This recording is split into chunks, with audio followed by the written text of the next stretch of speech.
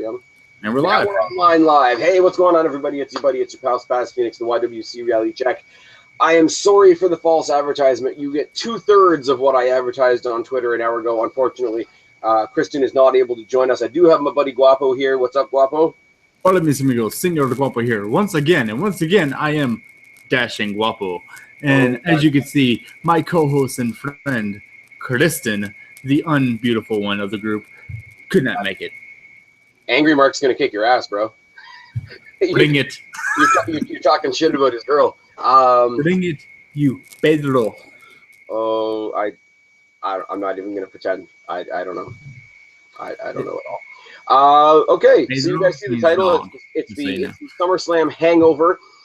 Basically, you guys know I've been doing a lot of topical videos towards Thursday, Friday, end of the month, etc. There was so many topics to come out of this week. Basically, what I've done is I've compiled them into one massive conversational video. We're going to talk about the matches at SummerSlam, but this isn't really a SummerSlam review. This is, as I explained to Guapo before we came online, I'm going to use the matches at SummerSlam as jump-off points to the conversational things that happened afterwards, and we're going to go from there because each or most of these topics that I'm going to talk about could have been separate topical videos, and I'm not putting out 20 videos in one night by myself because that's exhausting. And plus, I did the Q&A last night, which you can check out, and my camera's doing funny things. We can adjust that right about now. Guapo. Is this Stacy Keibler? What? Behind you. Me? Yes. No, that's Stephanie McMahon. I can't tell. It's blurry. Yeah, but my nice. shit. What do you want from my life? First of all, because you didn't join myself and Kristen for the NXT show, so any overreaching thoughts about the NXT show on Saturday? Let's see. NXT show. Ember Moon, fucking awesome. I knew that was going to be an awesome thing because I saw her live at NXT New Orleans a couple weeks ago, and she was great. The person that they had her, who they had her against, Billie Kay? Billie Kay? Yeah. Underrated, I think. Very underrated, but I felt like they should have worked the match a little bit more. I felt some points were a little sloppy, but besides that, I think it's going to be a good time for us with Ember Moon. I think it was good because she did a very good job of being unspectacular, which put more of the spotlight on Ember Moon, which is exactly what they needed. I mean, it's one of those things. You went into NXT knowing a lot of the matches, who was going to win, etc. Like, if you want to talk about structure, okay, Bobby Roode won because it's his debut. Ember Moon won because it was his debut. No. Bobby Roode didn't win because of his debut. He won because Bobby Roode won because he is glorious. That entrance, though. Better entrance, Bobby Roode or Shinsuke Nakamura? Better entrance for debut or just better entrance in general? No, better entrance that night. That night, Shinsuke's. Yeah. I thought it was cool because it was subtle. Yes. Because, you know, I said this over on Kristen's channel when we did the actual recap for the show, but I haven't really said anything here. NXT is really good with where at SummerSlam or WrestleMania you would get like a big, huge band performance or giant pyro or giant thing. They're good at adding like a little extra, and that's enough. And the guy on the violin, that was enough. It was cool. It was good. And I mean, Shinsuke is Shinsuke, and he's gonna make whatever they give him great. Oh, for fucking sure. Match of the night is definitely Shinsuke and Joe. Really? I think yes, just because I loved that match entirely. But match like literally like this is Shinsuke and Joe. This is the tag match. The tag match. Like literally right there. I wish I could interact in this, but I got to work in the morning. Sorry, guys. Hey, Cheney.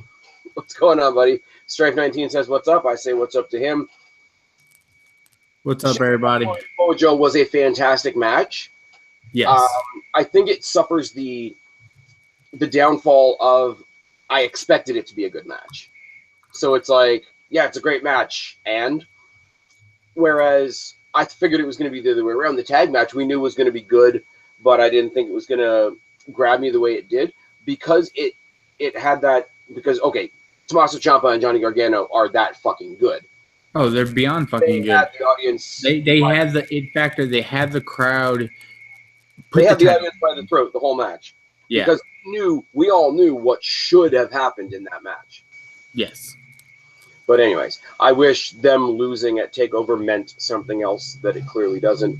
But whatever. Anyways, yeah, Samoa Joe, Shinsuke Nakamura. The rumors of Joe's jaw being fucked up by the Kinshasa were highly publicized. What's not highly publicized is apparently No Way Jobber Zay busted Austin Aries' eardrum. Didn't know that. I didn't hear that. So that could be a thing. Obviously, the interference after the fact of Hideo Itami finally hitting the GTS, us getting Austin Aries versus Hideo Itami down the line. Yes, really good. Asuka Bayley was a great farewell match for Bayley. We're going to talk about that more later. I think Bayley gets at least one more match at Full Sail before.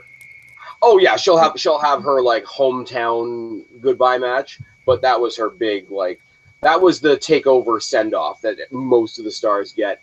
Well, if anybody watched Raw, well, yeah. That's true too, but I think the only thing about that is we all have been saying forever, like you guys say it about Sting all the time. You know, is she going to debut this week? Is she going to debut this week? We knew she was going to be debuting somewhat soon. So for me, the result of this match was never in any particular doubt, which takes a little bit of the punch out of the match. It doesn't take anything away from the superstars, obviously. Correct. But it misses that. Like I say, I go back to the tag match. Tag match had me by the throat because it was the only one where I was really like, which way are they going to go with this? Right. I mean.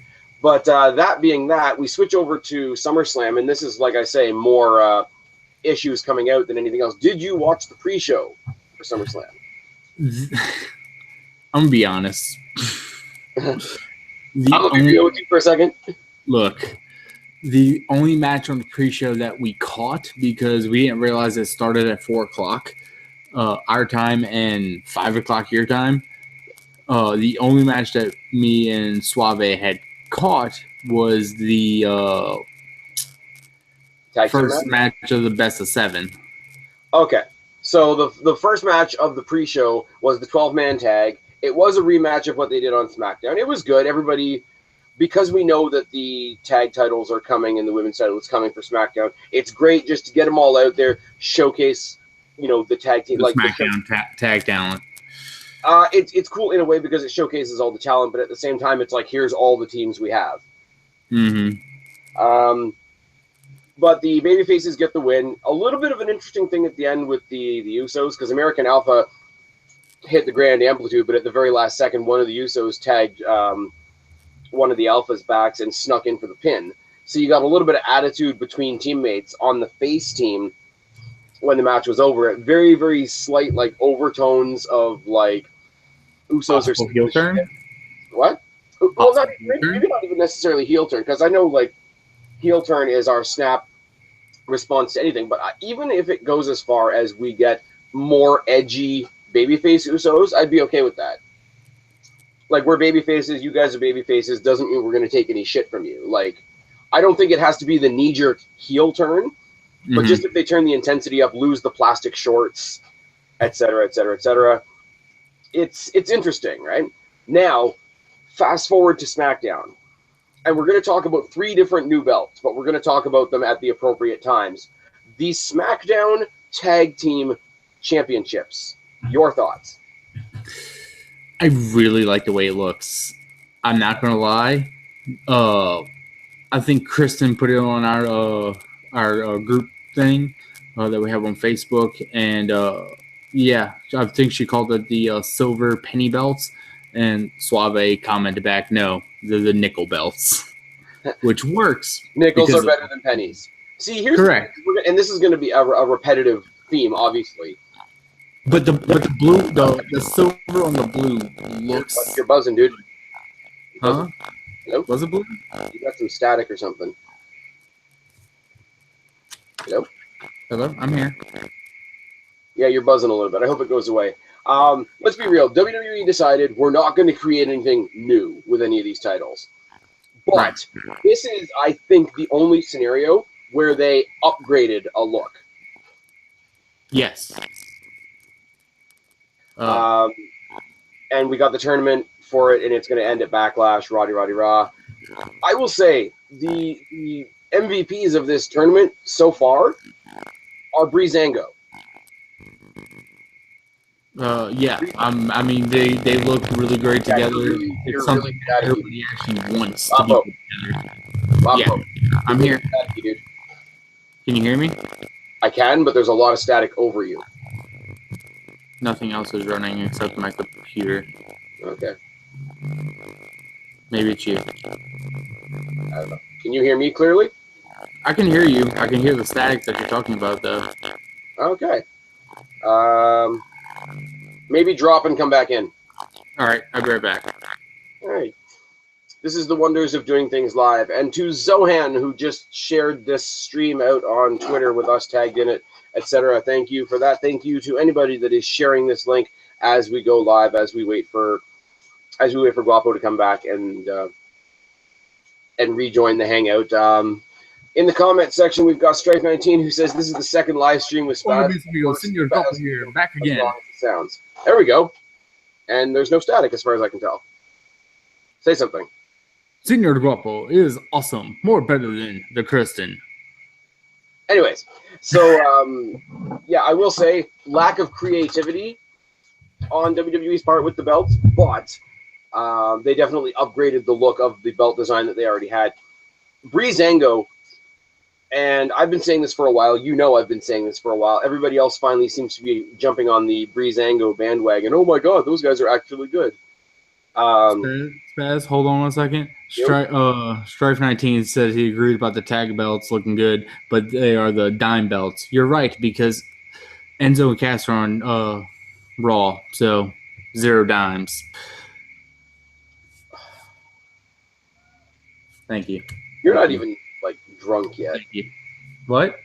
Anybody, in the comment section, if you could possibly put into words the spectacle that was drunk Guapo on the SummerSlam pre-show, please give us. Because I don't remember and I haven't watched the video back.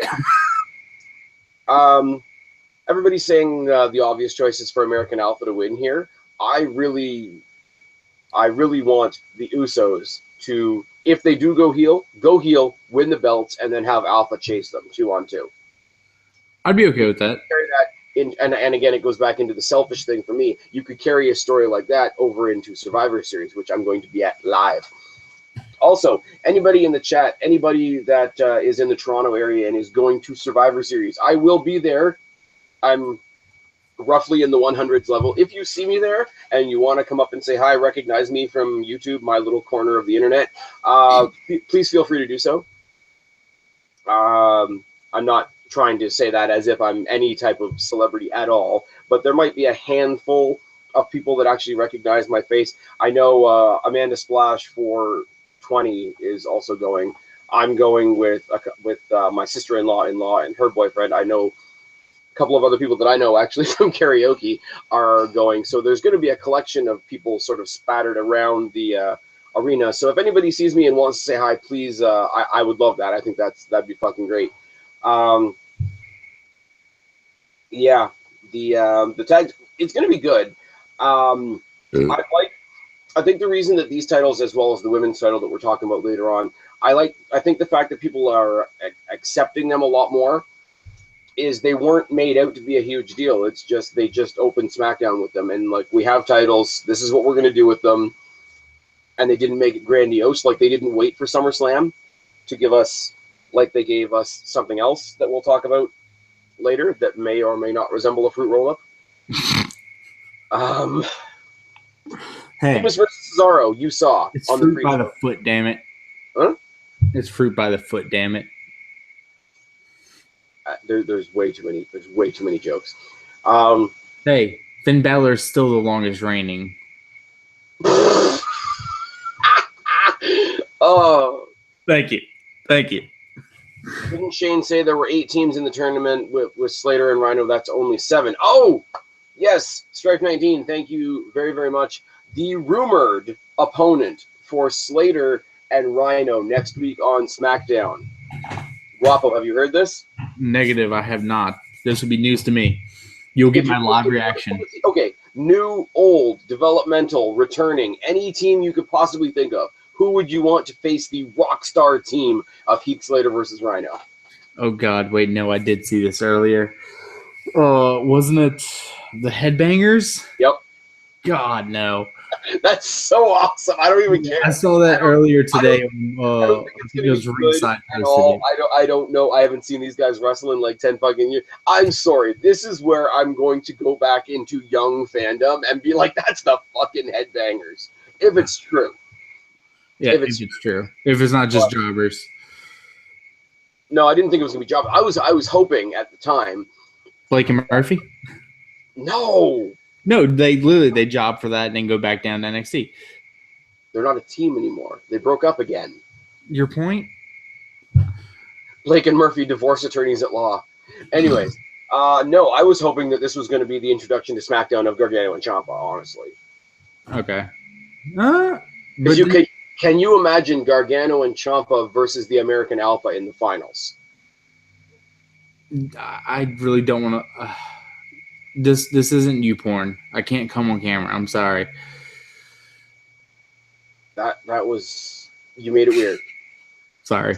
Someone had to make it weird. We're going to move on to Sheamus and Cesaro because that's not going to turn anybody on. Yeah, God damn it. How many are we done what? I will say, like, as much as we don't care, this was a good match. Oh, yeah, it was a great match, but I just don't care. Here's the thing, and we're going to get into this. I read a big, long article on NoDQ on how SummerSlam was supposed to go up until the week of SummerSlam when they shifted the entire... actually, no, just before the draft, when they shifted the entire card of SummerSlam around, leading up right into the changes right up until the week of SummerSlam. Match 1 of the best of 7 was supposed to be on the main card. Do you know when they decided to take it off the main card? Whenever they decided to put Roman up second to last? Nope. When Eva Marie got suspended and they decided to use this as the way to bring back Nikki Bella, they put the 6-woman tag from the pre-show onto the card and then bumped this down. Which, I'm sorry, all in all, I have more invested in that 6-woman tag than I do in this. Yes. The sad thing about this is they did not fight the next night on Raw. Which means you, me, and Kristen all said, oh my God, we're going to get 7 straight weeks of Cesaro versus Sheamus. But if they're not even going to fight every week... 7 straight pay-per-views? No, we're not going to do that. But like we can get 8 or 9 or 10 straight weeks of Cesaro versus Sheamus, which I just don't want to see. No, because then it's wasting both Cesaro and Sheamus' time. Strife 19 says he heard that the 8th team was going to be the Revival. As far as the competitors, I could see that, and it would be okay, but you wouldn't have them win because they're carrying NXT gold, and yes, there is the Paige example, I get it, and the Kevin Owens example, I get it, but they booked really awkwardly around both of those, so I don't think they would do that again. The other side of the coin is you're not going to bring them up to SmackDown to job as the NXT Tag Team Champions either. So I don't think... Gargano and Ciampa are going to Raw in the Cruiserweight division. We're going to talk about that in a second as well. But if we're not even going to get this every week, it means we're going to get this on at least Night of Champions. And I swear to God, going back to my own personal selfishness for a second, I don't want to see this live in Toronto at Survivor Series. I really don't. What? The Sheamus versus Cesaro. Oh, no, it's a waste of space.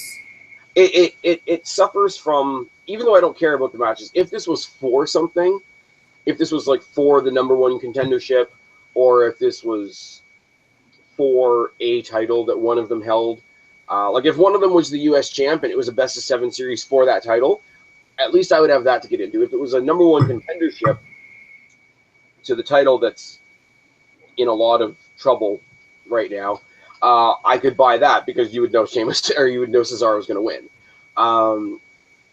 But it's for nothing.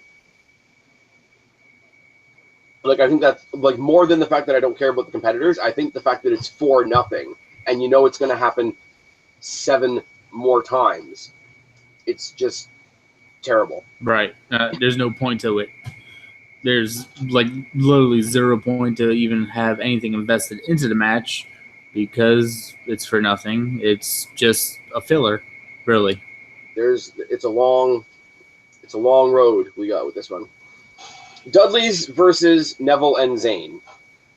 First of all, kind of random. Yes. Second of all, the non-team get the win. Yep. Third of all, Dudley's retire on Raw. Yeah. Everybody thought this Fourth of all, they go out on their backs. Well, old school guys do that, though. Old school guys do that. That's why when Undertaker lost to Brock Lesnar, we figured that was his last match. Yeah. I don't mind that at all. Like, obviously, if you're older guys and you're going out, you're going to put over younger guys. I get that. They could have put over a younger tag team because that's what they're doing. I mean, kudos to them. They've put everybody over in the 1 year that they've been there, and good for them. It was good to see them. Rumors are they're going back to TNA for another Team 3D run, which is awkward. Well, how will they get paid? More to the point, what do Zayn and Neville do with this? Because Zayn fought Seth Rollins on Raw in a fucking amazing match. Yep. Neville. So was his ankle kayfabe, or was it what you call it? It was kayfabe, yeah. It was kayfabe. WWE was very, unofficially, was very quick to get it out there that with all the real injuries we have going on in WWE, that the ankle thing in the middle of their match was fake. That being said, I don't think it was a great move of theirs to schedule or book a fake injury like that when there's so many real injuries going on, and especially with the things that some people, aka Bret Hart, are saying about Seth Rollins right now. Faking an injury in a Seth Rollins match was not the greatest booking decision in the world. I saw a picture earlier today. It was Finn in the doctor's office, and it was a picture of Seth Rollins after surgery. And the caption was, "Well, this is awkward." Yeah, his shoulder looks fucking brutal right now. You saw the picture of his shoulder after surgery? I mean, we just got off over Hideo Itami coming back and showing off his scar from his shoulder surgery. Hopefully, Finn's doesn't last as long as Hideo's did. Yeah, I said it on Raw. I figured either he fucked up his ankle for real, and people are going to shit on Seth Rollins some more, or they did it kayfabe, and they're going to do something stupid like give Seth Rollins this gimmick where he injures everybody. Right. Which would be dumb. Now, here's the thing, though, as I went on both of their profile, Zayn and Neville's profiles on WWE.com, and their listed weights are 205 and 194, which means they both technically qualify for the Cruiserweight division. Right. Good or bad move to shift these guys over into the Cruiserweight division? Great idea. Yeah, because I think there's a lot of people, especially Zayn fans, that will consider it like a demotion. But I mean, he could be one of your heads of demotion. I mean, I consider myself a Sami Zayn fan, and I definitely don't consider it a demotion. Can you imagine later on down the line for the Cruiserweight Championship, Sami Zayn versus Tommaso Ciampa? Oh God, I would eat that shit up. Again, super awkward. Don't care. It's a great match. That would be a great match. Or, other side of the coin, if they went the WCW route and actually gave us the Cruiserweight Tag Team titles, Tommaso Ciampa and Johnny Gargano versus Neville and Zayn. That'd be good. I'd like it. The only thing I will say, and you've been watching the CWC, yes or no? Yes. They've got the ring is a different setup. They got those wider turnbuckles that are easier for the top rope things. I want to know if they've been using that ring the whole time for the tournament, what the transition is going to be like for the normal, more rounder turnbuckles for the high flyers. I mean, it's a small little thing, but it's the kind of small little thing that could fuck somebody up. A little bit, but I feel like all the people who are in the Cruiserweight tournament are very well adjusted to how like WWE runs it already, or like they've already all come from promotions and stuff like that who have their rings set up similar to how WWE does. So stuff like the turnbuckle, because this tournament has been a gigantic tool to introduce a whole bunch of new talent to the WWE universe, right? I question why they wouldn't just get them used to a WWE ring right from Jump Street. I mean, it does give the CWC a different look. It gives it that more real, more shoot, more legitimate competitor type of look to the show. And trust me, that much I appreciate. When they said they were doing it at Full Sail, I figured it was just going to be NXT with different colors. But they really did completely rearrange Full Sail, the Full Sail arena to make it the CWC arena. They changed a bunch of things up. They made it different enough that it is really unique. But I just think if you're using it to transition people over into WWE, like NXT itself tries to be as WWE as possible in how they do things to make them ready for the Raw roster so that it's not a huge adjustment other than the crowd size. Right. I mean, similar. Like, who was it? I think it was Finn? It was either Finn or no, it was Hideo, who came in when he first came into NXT. He had said in an interview before that he had no idea how to do like camera shots or anything like that. Like exactly, yeah. He had no coordination because he didn't learn that in New Japan. He didn't learn that. Yeah, they don't have to worry about it. Not focused on. Correct. Yeah. But that's what I mean though. Like the way that NXT is an exact smaller duplicate of how Raw is done, how pay-per-views are done, etc. For those types of things, I figured they would do the same thing with CWC. But CWC, if you watch it, is shot so different, and the ring looks so different, and the setup looks so different, which is great on one side of the coin because you know you're watching something different. This is not typical Raw, SmackDown, or even NXT. This is a different animal all on its own. As a viewer, I appreciate that. As a talent potentially being introduced to the WWE atmosphere, I don't know whether that's a good thing or not. And it's little things. Because maybe it's just because it's that ring, but I mean they all have to be at the performance center training and everything too. That's so true. They're working on the rings in the performance center. Yeah, which again would be like why wouldn't you be consistent? But I guess we're kind of talking in circles. Let's talk about something that kind of broke all of our hearts a little bit. Charlotte versus Sasha. Yeah, I kind of try to forget about it. Ric Flair with titties is the women's champion on Raw again. For your two-time women's champion. Yeah, and it's one of those, again, I have to preface, I won't take anything away from Charlotte's skill. You really can't. But that match was sloppy as shit. No, I was just going to say, but like as far as she goes, I don't care. And that's like the worst. Like that's worse than hating somebody. Like I hate Naomi. Mm-hmm. But at least I feel something. Strife 19 is telling us he's calling it a night. Have a good night, man. Night, guy. Like I hate Naomi, but at least I feel something. Like for Charlotte, I literally don't care at all, which is shitty because she's not a botch machine like Naomi is. This match aside, I just don't care. And in wrestling, that's so bad. Apparently, this was the planned finish all along because Sasha's had some nagging injuries, and it's not just from what we saw on this night. That moment at the top turnbuckle in the corner when she dropped her and her head hit all the ropes all the way down. That, I'm not going to lie, if they had made the decision to call the match right there, I wouldn't hold it against them. Mm-hmm. Because Sasha's been hurt more than once already, but Sasha's fucking tiny, man. She is very tiny, but she is extremely tough. Oh, dude, don't get me wrong. I'm not taking anything away from her toughness. In fact, me pointing that out only really adds to it, I guess, because look how tiny she is. Look at the kind of crazy ass shit that she's doing. A lot of people have said, hey Sasha, we love you. We love what you do in the ring. Pull it back a little bit so you don't fuck yourself up.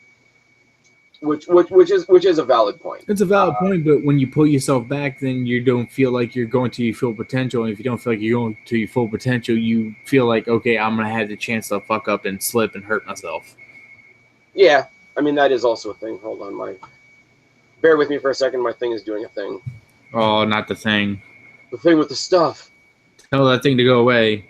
Put that thing back where it came from, or so help me. Man, if I had a dime for every time I heard that, I would have a lot of dimes. No, you wouldn't.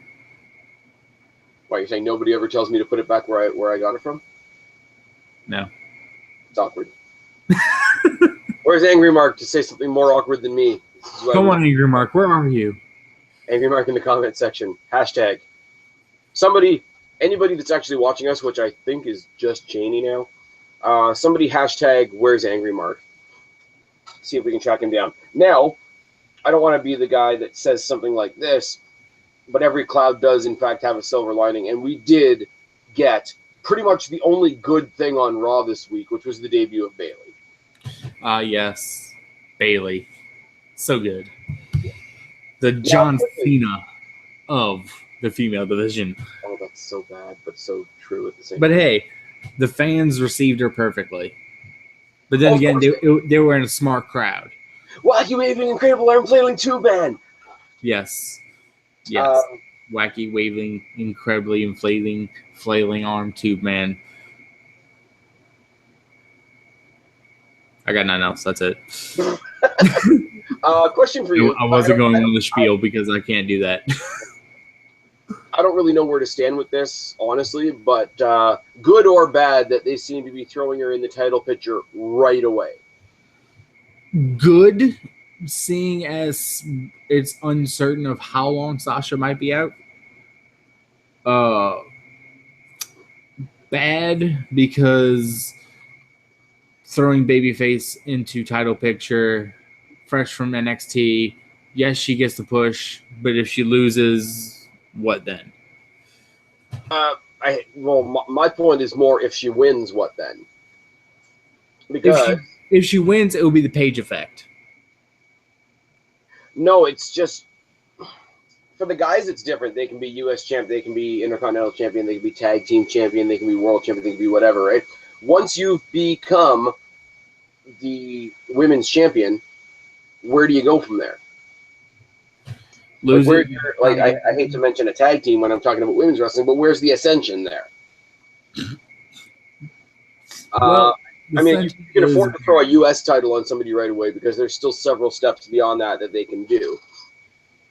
But because there's only one women's championship, it's why I love and hate the Paige thing, because I thought, on the night it was a big surprise. It popped everybody, but in the long run, where did it get us type thing? I think it'll be a good match. Obviously, these girls know each other like crazy. And if you notice, when they debut somebody from NXT, usually their first match is against somebody else from NXT, which is great for them. It's somebody they're familiar with. They already know the setup, and it sets them up for success, which is fucking great. But here's my other problem. Sasha, Bayley, Charlotte. Who else do they have on the Raw women's roster? Dana Brooke is a side chick. Sasha, Bayley, Charlotte, Dana Brooke, Paige. El Pejo Del Rio? Yes, El Pejo Del Rio. Burrito del Taco. Shit, I don't even know who else is on the who else is on the women's roster for Raw? But you can tell me who the women's division of SmackDown is. Yeah, Becky, Glow Chick, Natalia, Nikki Bella, Charlotte, Carmella, and then Bay. I think it's Alexa Bliss, yes. I think it's funny because everybody's like, oh my God, they don't even have enough women on SmackDown to have a separate women's title. Raw also has Alicia Fox, if I remember right. Maybe. There's a tumbleweed drifting behind me because you mentioned Alicia Fox. But I just think it's funny, and we're going to talk about this more later on, but it's funny when they did the brand split. It's like, oh my God, we don't need a second women's title. There's not even enough women on SmackDown to have a women's title. It's like, there's more women on SmackDown than there is on Raw. Oh, sorry, Raw has Nia Jax because she's super memorable. Yep, there's that. Nia Jax and a couple jobbers. Or jobber of the week. Yeah, the last one was super awkward and looked like she was 12, which that's the problem right now. I mean, I'm pretty sure that's good for Dark Horse Danielson if he's watching, but that's no good for anybody else. You see, that's the exact problem right now with the women's title on Raw at the moment. The past 2 months, they've pushed Sasha and Charlotte, along with Dana Brooke, for the Here's past the thing, and this 2 is going to get months. Scott. Here's what's And Nia Jax. You haven't got any other push for any other female wrestler except for Nia Jax and the 2 main ones. When we started the the Divas Revolution, right? When the 3 girls all came up at the same time, you had Becky, you had Charlotte, you had Sasha, right? Mm-hmm. And when you watched them, you had the sort of like that new NXT excitement behind them because they didn't feel like regular Raw superstars. They didn't feel like regular SmackDown superstars. Who still has that feeling now? Becky Lynch, Alexa Bliss. Mm-hmm. Where are they? Awesome. No, where are they? There we go. Nia Jax. Alexa Bliss is in the bedroom, actually. Never belonged in NXT, so let's just go with that. Even Carmella, to a certain extent, when we talk about some of the things that are happening there, and Naomi's unfortunate, but it is what it is. We're going to get great matches out of the 3, Sasha when she comes back, and Bayley and Charlotte. It's just I have to seriously wonder where the stories were supposed to go, and whether Bayley would be on Raw right now if Sasha hadn't been injured. I think yes. I think the plan was to bring her up after SummerSlam, even before Sasha's injury, just because her time in NXT literally. I mean, what else do you have her do in NXT? Do you have her constantly go after the NXT Women's title? There's no. I would have had her work with a couple more, like just under. There's a couple. We talked about this on the other video, but there's a couple girls that are like just under the surface. Just like the Kind of like how Liv Morgan, Deanna Purrazzo, and some other chick. There's a bunch of them, yeah. I would have had her work with them a little bit more, maybe elevate. I know the feud was her and Asuka, but I would have had her put somebody on the next tier down over before she left, just to say like, yeah, they beat me. Now, like, you said you saw Ember Moon, and then we saw Ember Moon debut at the pay-per-view, but yeah. She still new. The only 2 names that were treated like big names in NXT were Bayley and Asuka. So now they're just going to pick somebody. I hope it's Liv Morgan and shoot her straight up, but it's going to seem very. It'll either be Liv Morgan, I think, possibly, or they might try to use like Billie Kay or Peyton Royce, if anything. Or I can never remember her name because I only seen her wrestle like twice. That chick that's like all dressed MMA. Yes. Dana? No, Daria. Daria. That's it. Daria Marinara. Something like that. Yeah. I mean, she was impressive. If she got a name that I could remember, that would be great. Yeah, she was the one who fought Ember Moon at my thing in New Orleans. At the house show. Yes. That I would have liked to see. It was good. That I really would have liked to see. But I mean, it would be cool to see. Like WWE on Raw, however, is doing what they have to do. It would really just be nice to see the 3 of them interacting. But we're gonna wait and see that later on, I guess. Miz versus Apollo Crews was incredibly underwhelming to me. Yes. I mean, Apollo Crews is athletic as hell. Like, make no mistake about that. But we had no reason to really care about the match going in, and no reason to think that it was going to be spectacular. It was there. We got a little bit of Maurice interference. My boy The Miz kept his title, which is good because it led to what happened after SmackDown. Yes. After SmackDown, The Miz, Mike, I can't remember his last name. Mike Mizanin? Mizanin, yes. Had his pipe bomb. Needless to say. That was so fucking good. And you could, even watching it back, you can feel in his gut feeling he was putting behind it. I mean, it's a work. People were out there saying like, "Oh my God, did he do this for real? Did he just walk on the show and not tell anybody?" Like that didn't happen. No, he was supposed to go on the show. But it was for a work shoot. It was pretty damn good for The Miz, who nobody really expects anything from at this point. Like he's there and he's great, and I've been saying he's great forever. he does this, all of a sudden everybody's hopping on the Miz bandwagon. They can suck my dick. I've been saying how great this guy is for like 5 years, ever since he got fucked by The Rock and John Cena at WrestleMania. I saw another one of my friends post that about like, oh, all these people hopping on the Miz's bandwagon and stuff, and I've always liked the Miz. I'm like, you're right, you have. I'm not saying I've never liked the Miz. I like the guy. He's just never been my favorite. But but at the same time, you're not all of a sudden jumping up and saying he's your favorite now. No, I mean I like the Miz. He's a good wrestler in ring. He's a good wrestler performer. He's great on the mic.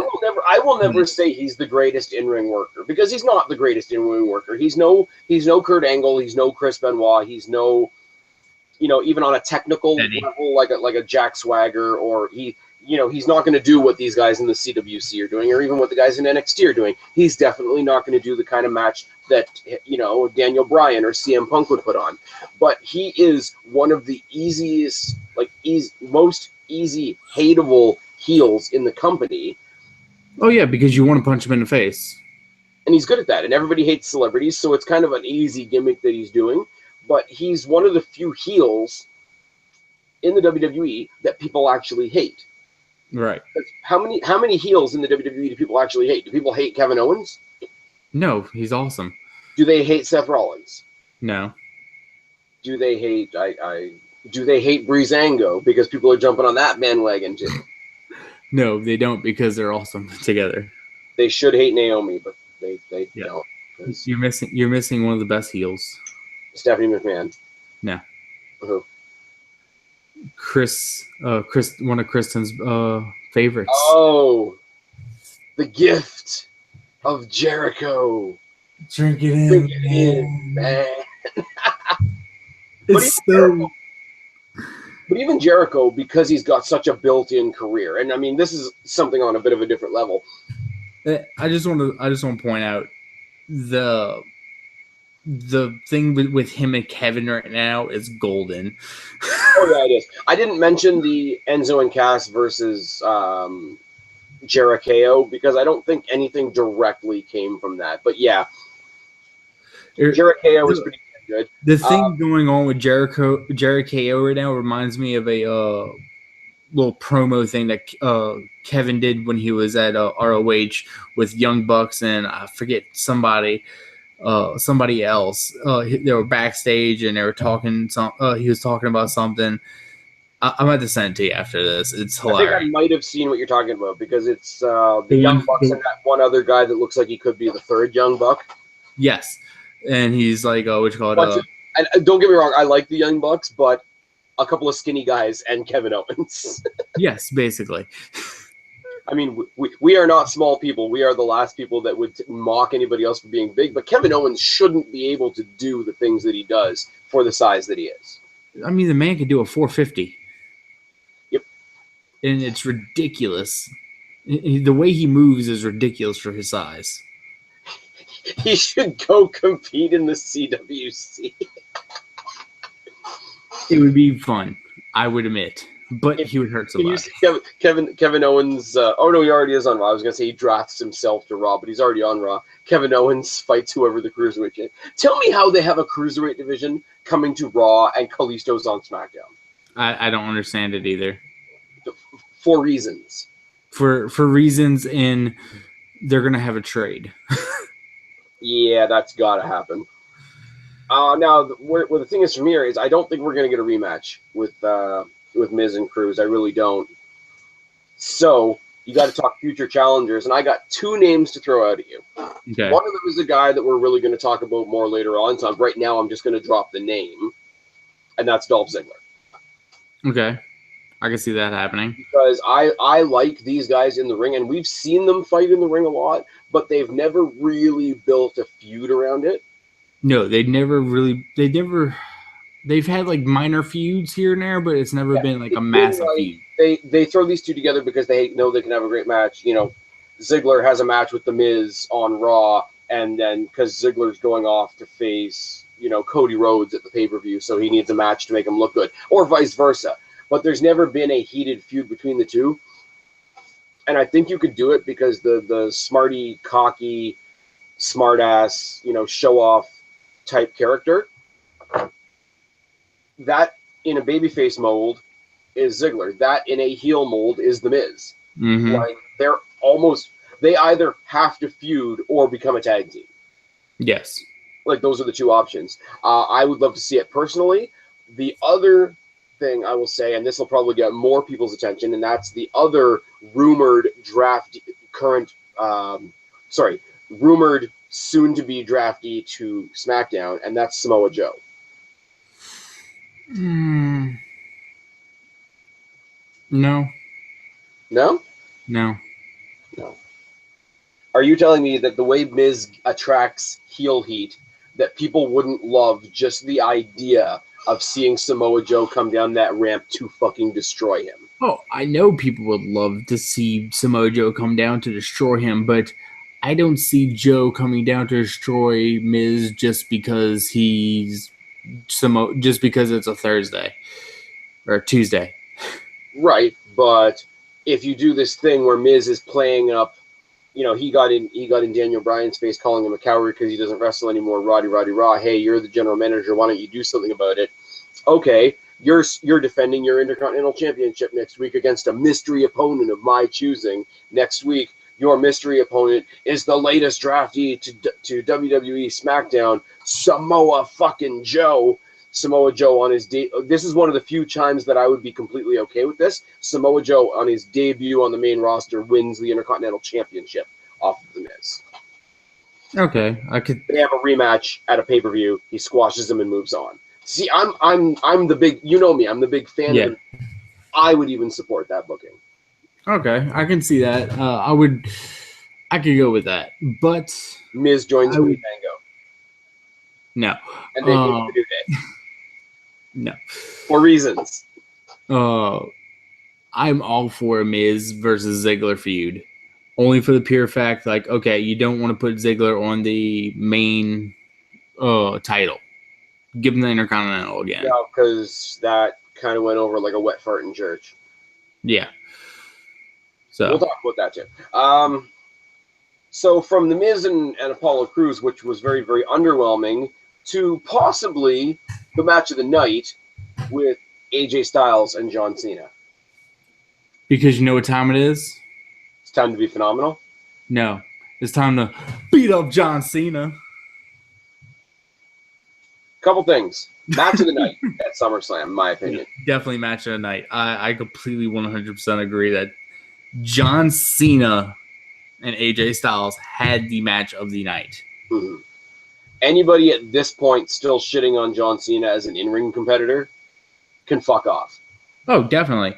I mean, you can still have the problems that we all have with John Cena because they're there and they're still true to a certain extent. But not saying that AJ Styles wasn't already fantastic, don't get me wrong. But as far as mainstream, casual fan audience, WWE main stage, Cena just made AJ Styles for life. Yes. They cemented AJ as having a place at the table in a WWE ring. And it was clean. Mm-hmm. Even though they did tease all 4 of the Bullet Club members being in the back, Finn totally trolls them and fucks off, which is fucking... Hey, he had to go get makeup done. Oh. And I was arguing with Suave at SummerSlam because when they played that clip, I'm just like, well, they must have recorded that really early in the day. And so I was like, Finn has said multiple times that it takes at least 3 hours to do all the Here's my thing, right? And Kristen and I have talked about this a lot. There's the two sides of Finn Balor. Obviously, we love the Demon thing, right? Right. But because we love the Demon and we focus on that so much, the other side, like what I call rockstar douchebag Finn Balor, which is accurate, it's a separate image, right? But that image has gotten progressively better and better and better. You know, he comes out in the all black, he comes out with the fucking leather jacket, the Balor Club shirt. As much as we set the tone of we didn't like seeing the Demon on Raw because the Demon should only show up at major pay-per-views, right?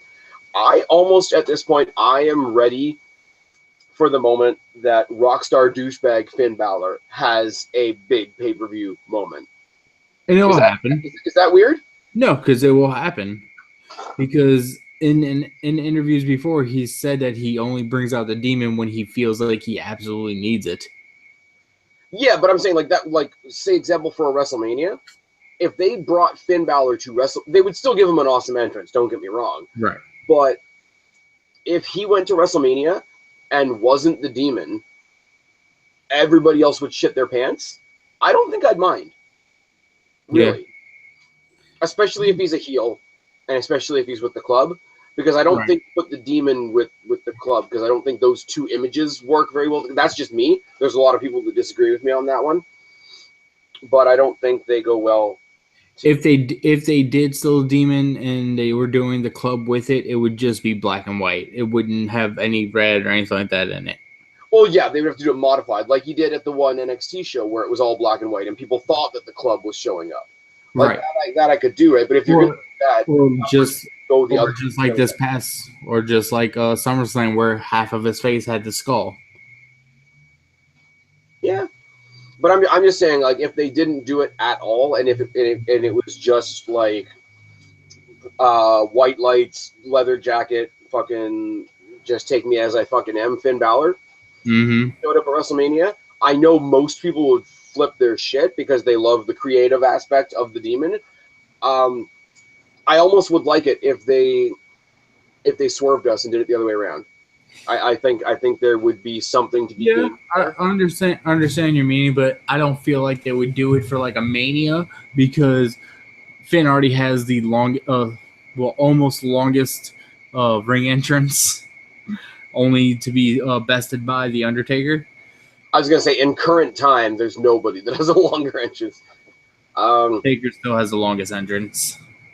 Yeah, actually, like depending on what video game you're playing, Hulk Hogan. Huh?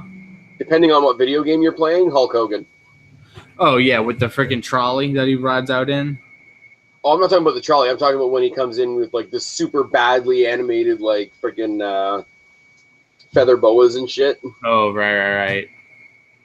You know, bad animation on the feather boas. Like looks like two big fucking snakes on his fucking shoulders. So yeah, we talked the shit out of that. Does anybody think that AJ Styles isn't winning the world title at Backlash? No. All right, moving on. Because AJ Styles deserves to win the title at Backlash. Because AJ Styles is going to become the first ever person to hold every single major title. Because with winning that, he'll have the WWE title finally. He's already been IWGP champion. He's been ROH champion and TNA. Do you remember when they had the three divisions before, when it was Raw, SmackDown, and ECW? Yes. And that one pay-per-view, they had the Champion of Champions match? Yes. Can you imagine a Champion of Champions match if they brought back the Bragging Rights pay-per-view? Champion of Champions match, Seth Rollins versus AJ Styles versus Shinsuke Nakamura. Fuck, that'd be great. Okay, because we just talked about something great, we got to bring the scale back down. Sorry, but we got to do it. Do we have to talk about Eva Marie? No, we're not talking. We're not going to be talking about Eva Marie at all, really. All right, cool. I'm okay with that. What the fuck happened in the New Day versus Club match? With the what? Oh. With the Jon Stewart and the Big E gimmick, and I'm not even sure why Jon Stewart was there.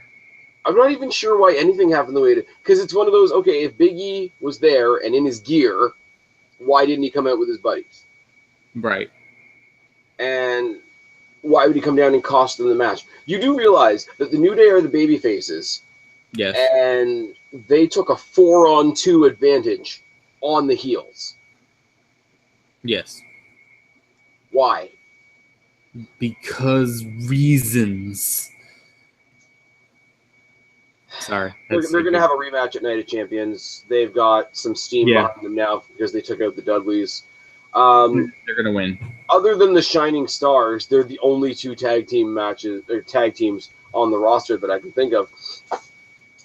And once again, it goes back to the whole New Day, Club. Shining Stars, New Day, Club, Dudley's was the 4 of them.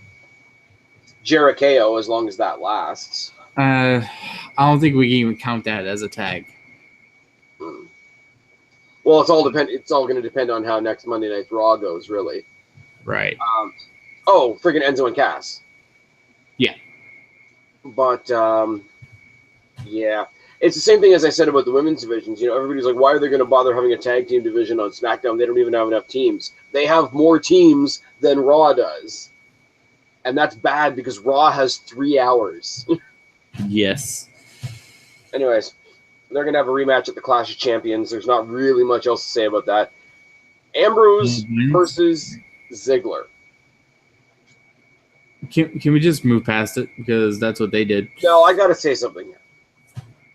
I sat here with you and Kristen on the pre-show, and I said, you know what? This could surprise us. This could be the dark horse. This could be match of the night out of nowhere. I was very wrong. I haven't been this wrong since Bray Wyatt and Ryback. At this point in the video, Guapo would like to remind the viewing public he was extremely drunk and he doesn't remember what the hell he said for the prediction of this match. So yeah, I don't know what I said. I probably said Ziggler. Like I say, a couple thoughts coming out of this one is if Ziggler doesn't go with my idea and chase the Intercontinental Championship for a while with The Miz, what the fuck do you do with Ziggler right now? I don't know. I just don't know. Isn't that a fail, though? Like, honestly, and I mean, it's not all Ziggler's fault. It's not all WWE's fault. But it's got to be a fail when you got somebody that... We know Ziggler's good. Look at the match he had this week on SmackDown with AJ Styles. Well, yeah, exactly. I mean, we know Ziggler's good. We know Ziggler's the one of the highest paid mid-card people.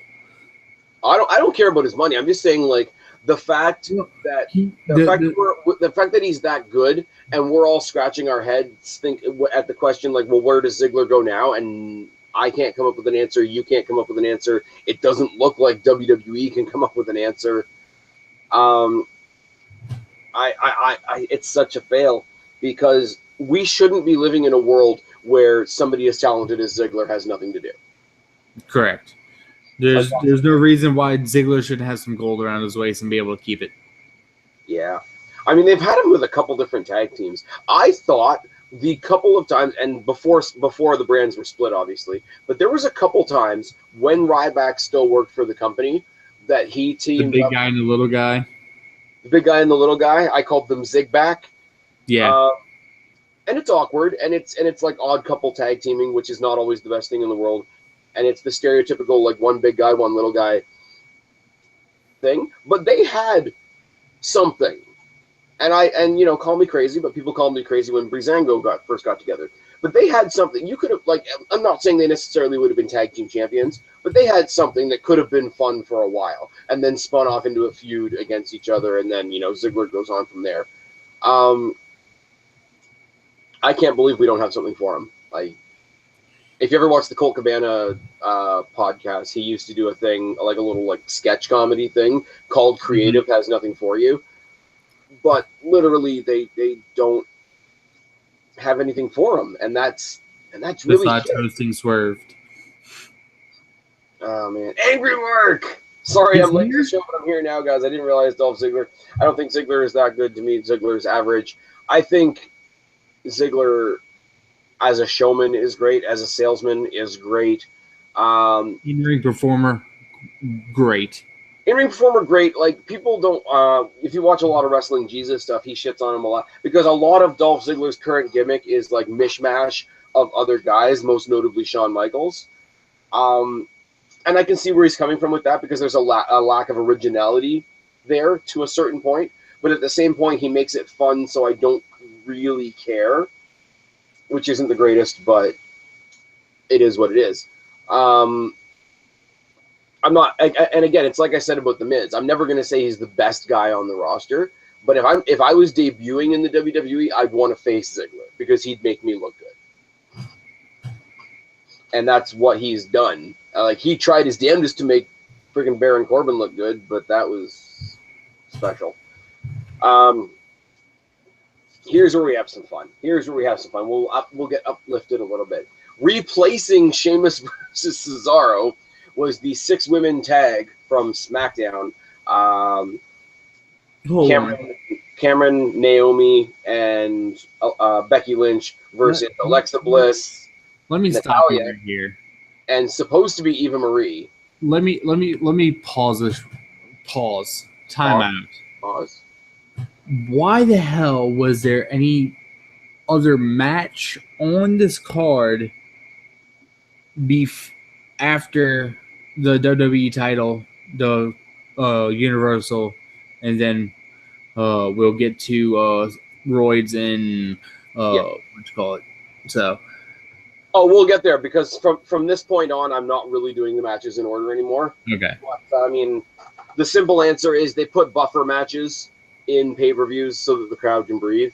I just like, but I used to. The thing is, the crowd was dead after Cena and AJ. Okay, let's be real. The crowd was dead because the show was 6 hours long. Yes. Like, that's a thing. But really, like, the idea being that there's one world title match, and then you cool everybody off, and then you do your 3 big matches after this. I get why they stuck this here. It's not a top-of-the-card match, but you need the buffer.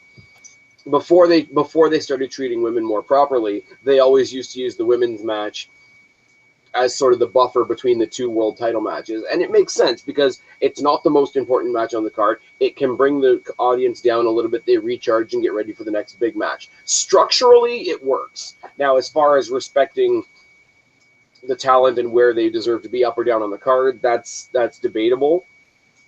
But I understand it. I get why they do it. I don't mind it. Because you have to have peaks and valleys in your excitement, or else you'll burn out. You'll burn out the crowd, and the crowd was already burnt out anyways. They put this on the main card because Eva Marie was suspended for stupid reasons, but it was a sexcapade between herself, Paige, and Alberto Del Rio. Till you said Alberto Del Rio, I was right there. Well, Paige does swing both ways. Yes. Actually, there was because of Stephanie, and I'm not really going to get into this because it's a fucking shitstorm that I don't want to get into right now. But with all the rumors of Stephanie McMahon going to press conferences and telling us all that they're going to be integrating and universally inclusive, making LGBT related characters and storylines, etc. There have been articles published recently, basically like top 5 people in current WWE that you didn't know were gay or bi or whatever. And you know what? Honestly, being me and being that I really don't care about what people do in that part of their life, like, fucking good for them. Yes. Like, it's a thing that's out there. It should be a thing that is on TV. I'm not saying, yes, we need to do a gay storyline over here. But what I'm saying is, like, carry on. If you're going to do it, I don't know whether that would be the best move. I don't know. Like, Stephanie McMahon specifically said they're going to create LGBT related characters. So I think you'd almost get people offended by, okay, you're the gay guy, you're going to play a gay guy on TV. I don't know how they would play that off. I'm not going to lie, because it's one of those situations where people are going to be touchy no matter what. But 10 years ago, nobody would be involved in an article with, here's 10 people in WWE that you didn't know were gay or bi or whatever. Like, it wouldn't have happened. And WWE pushing the envelope of, like, the anti-bullying campaign, like, no racism, no sexism, no... Be a star, not a bully. Yeah, like, all the, let's wipe out homophobia, transphobia, and all that. I understand. I'm all for all that, but I don't see the point in making talent a gay character or anything like that. It's not needed.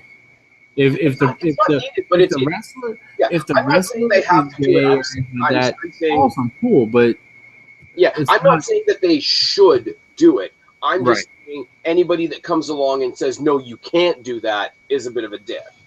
Well, yeah, I understand. Yeah, I completely agree. In look at WWE, being a largely American company. Look how many times they've done like USA versus the Foreigner. So that's basically nationalist. They treaded on the race line with stuff like the Nation of Domination. So they've done countries, they've done languages, they've done races, they've had the guys fight the girls. If you remember the Eric Bischoff Battle of the Sexes, they've done the gender thing. Orientation is another topic that's out there. I'm not saying that it's something that they should jump on. I'm just saying nobody should be out there saying that this is not something you can jump on. Yeah. If it exists in the my take on it, I mean, you know I hate PG, but if it exists in the world, it should be fair play for fiction. Right. Like, that's my take on it. And me, I know way too many people that are somewhere on the LGBT spectrum to give a shit less what people do in their private lives. Exactly. I really, and this is not me coming up here trying to be, like I said, I didn't really want to make this a topic of the video, but I guess I am. I'm not up here trying to be like a super great person and da-da-da-da. I'm not, let's all hold hands and sing Kumbaya and talk about rainbows and shit like that. But there are rainbow all the way. There are stupid things to fight about in the world. Yeah. And I'm going to go on a bit of a tangent for a second. Like, it's fine. Go for it. You can't say one gender is bad. You can't say one race is bad. One color is bad. One language is bad. One country is bad. You can't. Because it's fucking dumb. Because of the bad people in the world, and this is so far off topic, there's bad people in the world. And those are the people you need to worry about. Bad people. But bad people are going to be bad no matter what. If you, there's people out there trying to wipe out racism. And that's phenomenal. Like, race, again, the color of somebody's skin is one of the stupidest things you can hate somebody for. Mm-hmm. I think you'll agree with me on that. But, I mean, I don't think racism is racism by itself. Racism is an angry person. Racism is somebody that wants to fight. And a person that wants to fight will find something to fight about. And that's the simplest thing I can say. If you've got somebody who is angry enough in their own mind that they want to fight, if you take away race, they will fight over gender. If they take away gender, they will fight over orientation. If you take away orientation, they'll fight over religion or theology or language or what country you happen to come from. Like, people that want a fight will find one. Yeah, they'll find a reason to not like you for something. And who you stick your dick in or take a dick from has got to be up there with the stupidest reasons to hate somebody ever. You've never made such a I'm sorry, there's no polite way to say it. How, Guapo, you go stick it in Naomi tomorrow. Why do I care who you're fucking? You don't.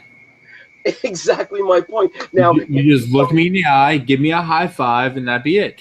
I don't know if I'd be touching you right away if you banged Naomi. But I mean, if you went the other way and you said, no, Spaz, I didn't stick it in Naomi, I stuck it in Titus O'Neil, I still wouldn't care. Yeah, that wouldn't happen. But anyway. You need a stepladder, but that's besides the point. Anyway, I hope I've made my point. This went far beyond anything I meant to talk about. I'll be buying a stepladder for Alexa Bliss. All right. Oh, Alexa Bliss. Oh, you're telling me. That's why I have dibs. And see, here's the other thing too. What I find funny about homophobes in the WWE universe, they'll throw a fit if there's a gay storyline, whatever that you want to do, the Darren Young thing, like you said, they'll get all uncomfortable, whatever. Let's make Darren Young great again. Alexa Bliss and Paige are making out on TV. Nobody's going to say shit, and that's kind of unfair. And that's kind of. I will press record so quick. Thank you for destroying my point. Anyways, thoughts on the return of Nikki Bella? One, I'm extremely happy she's okay. That she's still able to do this thing that she loves. Limited schedule. They don't have her doing house shows. They just have her doing the important stuff. Right. Which I think is a good move. Not good move to keep her in good shape, but also good move because any spot that she doesn't take on a house show is more practice for some of the younger talent coming up. Correct. Which I think is great. She obviously she can't use the rack attack anymore. The sort of spinning TKO thing that she used at SummerSlam, if that's her new finisher, I'm okay with that. She's practicing on John. Oh my god. The double turn on SmackDown was probably one of the smartest things WWE's done in a while. Her and Carmella doing double. Yeah. Because they did right here what they did wrong with Seth Rollins. When Seth Rollins came back from his injury, they did the big 24 special on him, overcoming all the odds, persevering, coming back, making his triumphant return against Roman Reigns, and they make him heel. When you line up all these things that nobody's ever going to boo Seth Rollins. One of these things are not like the other. One of these things. Now, I understand Eva Marie, the one that had to leave the match, being heel, so they had to stick her in the heel side for that match. I get that. That's cool. I understand. But they heard that pop at SummerSlam, and they're like, fuck it, we need her as a face, like yesterday. You're right. And I don't think it hurts Carmella because her reception on the main roster has been really flat. So make her a heel, make her somebody that they can boo and then cheer later on. Mm-hmm. Whenever she finally gets put back with Enzo and you don't disrupt the balance because you traded 1 for 1 type of thing. Right. Rather than Nikki Bella just coming out and cutting a babyface promo. Yeah, I debuted with the heels for reasons, but I'm nice. You remember me? I do charity and I sell jewelry and shit on the side. I just want to say for SummerSlam, they had the 2 best asses on the same side. Nikki Bella, dad ass. And Alexa Bliss, dad ass.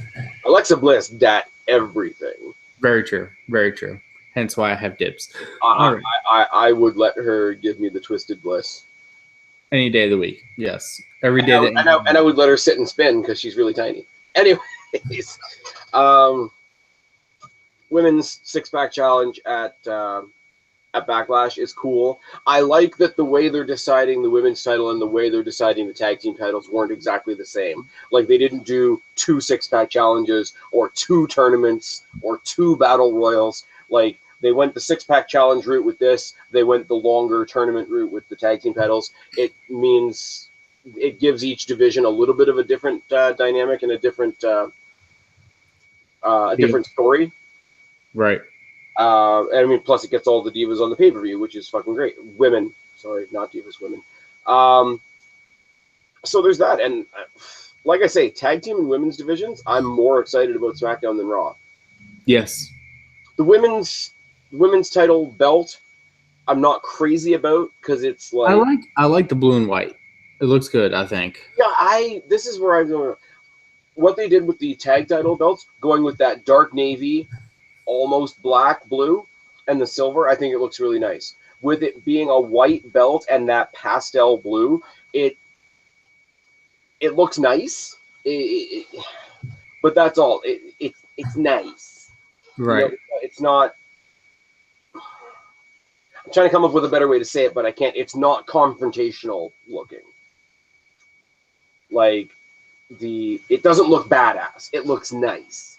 I think the tag titles look badass. I think the actual the actual WWE title that Dean Ambrose carries, I don't particularly like the design, but the presentation of it makes it look badass. The women's title on Raw, compared to the Divas title, looks badass. Right. The penny titles are what they are, and the other 2 mid-card titles are how they've looked forever. The Intercontinental Championship belt just looks classic. The women's title looks nice. And that's about it. They could have done better, even color-wise. If they had gone with the same dark blue that they went with the tag title, I think even that would have looked better. But we're talking about like the littlest, tiniest details at this point. They're basically making it look the polar opposite. Well, color opposite. Yeah. With the Raw. And see, I like that they didn't change anything else on Raw. Just because they made the SmackDown titles blue doesn't mean they took all the Raw titles and made them red. Like the ones already established. Like they didn't take the Intercontinental title, which is already established, and make it blue. they didn't take the U.S. title, which has already got red in it, look red. You know what I mean? I don't know what you're showing me because it's showing up super small. Is it Naomi and Goldberg versus Jazz? Are you serious right now? Why does Goldberg have the women's title? Like, why is that a thing? I'm not sure. The internet. Okay, something that I liked more than most people, and you may not agree. Roman Reigns versus Rusev didn't happen. Thank God. I like this move because I think it sets us good going forward. I think one match for sure that's happening at the Night of Champions is Roman Reigns versus Rusev for that belt. Unfortunately, and we already have the privilege of knowing from Raw that they can put on a badass, long, hard-hitting match. Yes. Now, is that going to be the best match on the card? Obviously not. But it's a strong match, and we've seen it, and we've seen enough of it to know that it's really good. And using SummerSlam as a building block to this, a lot of people don't like because SummerSlam is the big pillar pay-per-view.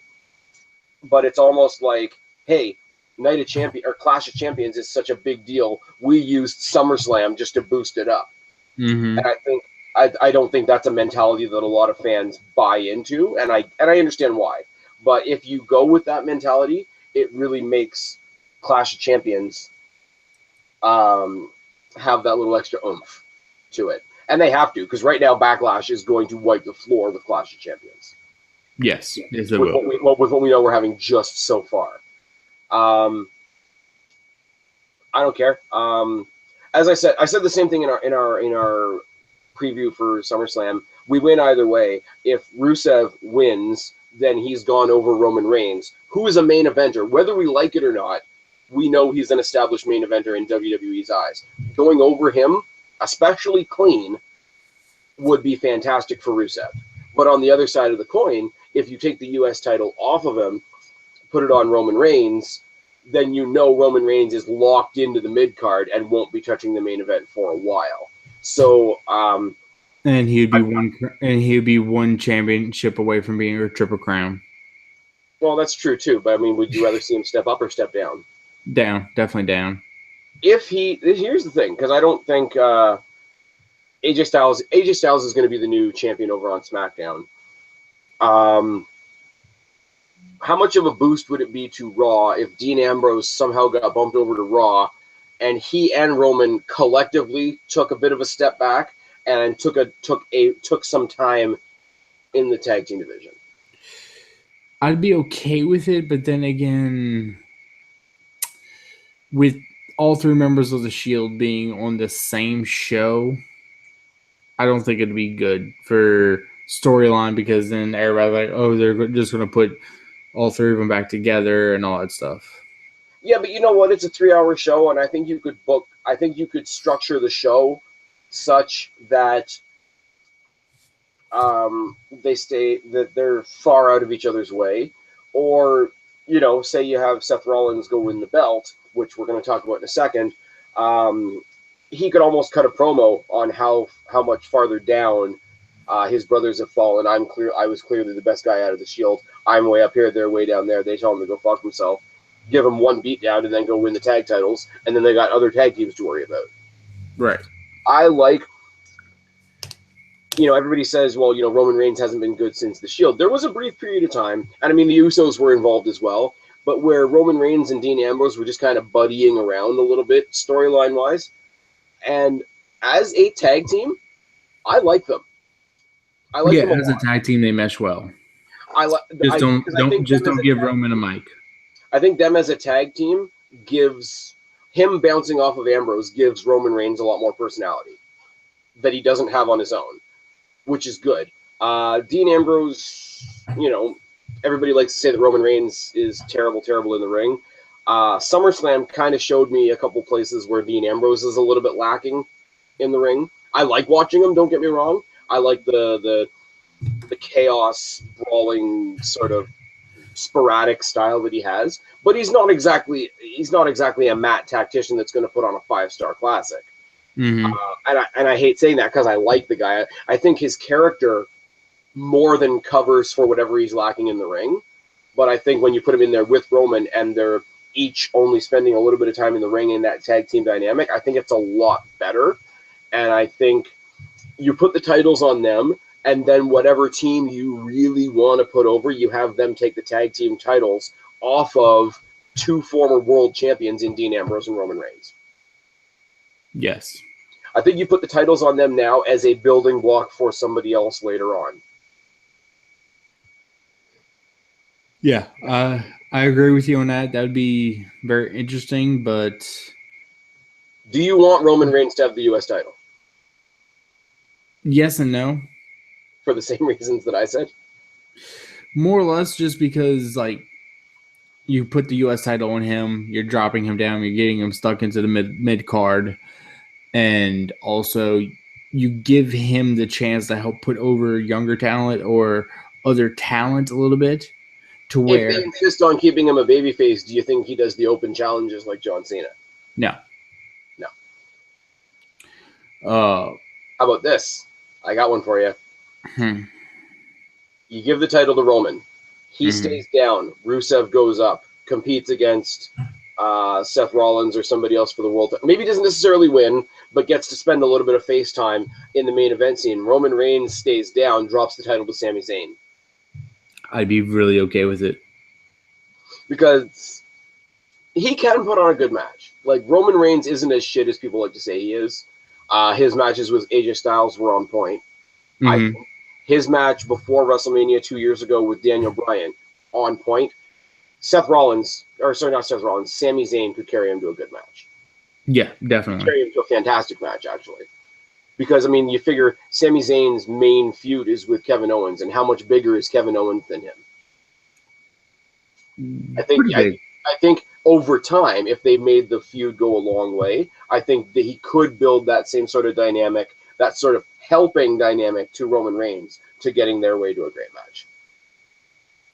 I agree. Anyways, we're going to kind of go in reverse order here. What do we say about Orton and Lesnar? I think it was a bit of a work still. It's totally a work. Like, everybody involved is saying that this was planned, Roddy Rob. But just as a spectacle, watching it on the night, I'm not gonna lie, I had a fucking Attitude Era boner, like, the whole time. And it's just one of those. Here's the thing, and this is what I tried to explain to some other people, right? Yes, obviously, a well-placed elbow to the head is gonna bust you open, but think what that means for a second. That means your elbow is pointy, but ultimately it's a round object. You're getting hit in the head hard enough with a round object to cut you open, which is an absolutely brutal thought to me. Randy Orton came out and cut his promo on SmackDown. He hates the fact that the match was stopped. He hates the fact that Shane McMahon got involved. Really, really takes the sting off of him losing the match as far as what he looks like. Brock Lesnar just continues to look like a fucking monster. People were saying that they should book Brock Lesnar to lose this match as his punishment for failing the wellness policy, which I think would have been incredibly stupid. It would. There's no point to it. I mean, you can't. Like, you're talking about the guy that beat the streak, which people are already fucking pissed about. If you beat the streak and then you hand that loss over to somebody like Randy Orton, who's already established, yeah. People are saying that Lesnar shouldn't lose until he faces Shinsuke Nakamura.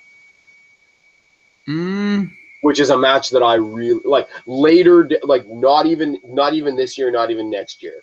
Like, down the line. I would definitely love to see Lesnar versus Shinsuke again, because you can see that match, but a New Japan version of it. Okay. Well, and I mean, everything, like, to the people that watch New Japan and all the other things, you guys, my audience here well knows that I don't do the indie stuff, the overseas stuff. Not that I disrespect it. It's just it doesn't grab me, and it's not something I'm curious about.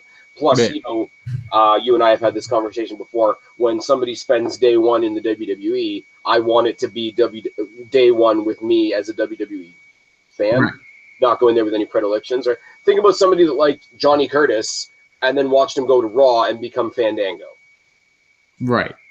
That's my thing, right? I mean, obviously there's exceptions. All the guys I'm excited about in NXT that came from TNA that I used to see, but that's really about it. I would love to see, even if it was just on like some random house show special, like you know how they did the one that I was at, the Roadblock, that happened here in Toronto, that was supposed to be just a house show and then they jacked it up.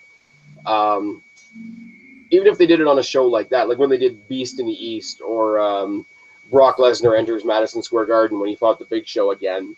And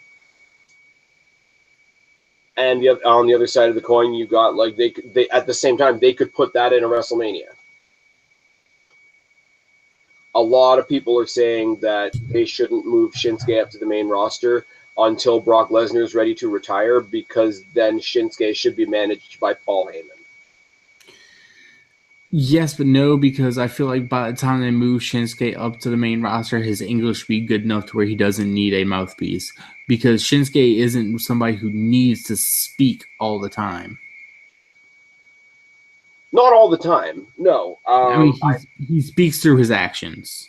Yeah, but I could see Paul Heyman, as great a speaker as he is, think about his facial expressions. Right. Think about Shinsuke Nakamura coming to the ring with Paul Heyman as his manager, and Paul Heyman is so jacked up and so confident and so cocky about his new talent acquisition. And Shinsuke is so laid back about everything and just nonchalant. No, this is my thing, right? Paul Heyman is so well known for being a talker, right? But he's so confident and he's so much got the shit-eating grin on his face because he managed to sign Shinsuke Nakamura that he doesn't bother picking up a mic. Mm-hmm. And you just have Paul Heyman in the corner with the facial expressions and the reactions in the ring, and like, you know, when he goes into like sort of Paul Heyman cheerleader mode. Mm-hmm. I think it could work. I don't think he necessarily has to be like just he's the mouthpiece role because Shinsuke can't talk. If they did like a Paul Bearer Undertaker vibe in his early days, where Paul Heyman says a lot of it, and then Shinsuke just sums it up in a couple of words at the end, like they could have the bounce back dynamic. I mean, CM Punk didn't need a mouthpiece, but look what they did with CM Punk and Paul Heyman. Exactly. I think that they could do something like that, and I think if you have Shinsuke Nakamura versus Brock Lesnar, Paul Heyman turns on Brock Lesnar and manages a heel Shinsuke Nakamura. I think that would be so many phenomenal things to shove into one moment. I don't know how it would work in the long run. Paul Heyman should manage Big E, says the Angry Mark. Paul Heyman doesn't need Nakamura and vice versa. No, they don't need each other. And that's, Angry Mark, you're absolutely right. And don't get me wrong. I'm not saying that Shinsuke Nakamura is lacking anything. Again, I go back to my CM Punk example. CM Punk didn't need Paul Heyman. Paul Heyman didn't need CM Punk. But the relaxed nature of knowing that they didn't need each other made it even better, because it was just like, well, fuck it, we're both here, let's hang out. Right. And I mean, half the time Punk was the ones, like Punk and Heyman, for example. Punk spoke almost nearly 90% of the time, while Paul Heyman just sat there holding the title up. Yep. And that's what I'm saying. For Paul Heyman, who's known as a speaker, to sit back and be like, I don't even need to say anything. That by itself speaks volumes. Right. Anyways, Shinsuke Nakamura is the NXT champion right now, so I don't think that's happening for a while. Lesnar's gone, obviously. He's gone home to Canada with his $500 fine from Stephanie McMahon for I'm crying so hard over that. For F5ing. I'm pretty sure JD from NY206 said it in his review. Brock Lesnar shits $500. And Brock Lesnar uses $500 to wipe his ass. Brock Lesnar shits $500 and uses another $500 to wipe his ass. I think it's kind of cool. There's rumors that Orton's going to be stepping out temporarily, which is really shitty because he just got back. but apparently he's going to be a daddy again. So good for him on that one. If the guy's stepping away because he's about to have another kid, I can't take anything away from that. Orton has earned his spot on the roster. If he's going to come and go, then let him come and go. Right. But I am intrigued by the whole Orton Wyatt thing. I would really enjoy watching Orton Wyatt. I think that'd be good. Well, they're setting it up like the way that they because Orton Wyatt's gonna be good, and then once they finally put Wyatt in that title picture to where he has a chance to get it, either Wyatt versus Dean's gonna be good, or Wyatt versus AJ will be good. Here's something else. Somebody I've seen it said in a couple of videos, and a couple of people have actually asked me about it in separate scenarios. Do you think the way the Bray Wyatt character is, does Bray Wyatt need a title? He doesn't need a title, no. But Mark says Ronda Rousey managed by Paul Heyman in the women's division would be great. That's I would pay money to watch that. I would pay money to watch Ronda Rousey do just about anything, including Alexa Bliss. Paid join. Anyways, you were saying Bray Wyatt title. Yeah.